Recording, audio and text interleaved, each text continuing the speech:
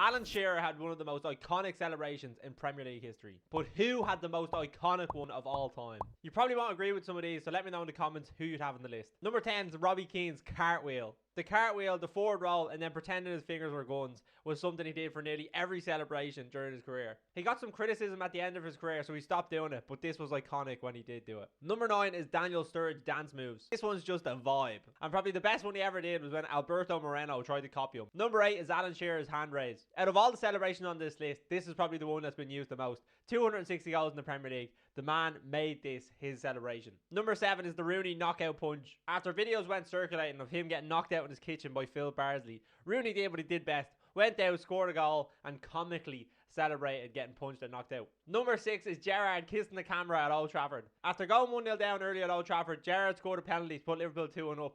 Went over, celebrated in front of the Liverpool fans and kissed the camera. It was an iconic moment in a game that Liverpool went on to win 4-1. Number 5 is probably the funniest one on this list. Jimmy Bullard's celebration against Man City. The year before this celebration, Hull were 4-0 down at half-time to Manchester City. Instead of going into the dressing room, Phil Brown did a team talk on the pitch. So a year later, when Bullard scored, he did the iconic celebration. Bullard has to be one of the funniest characters in football.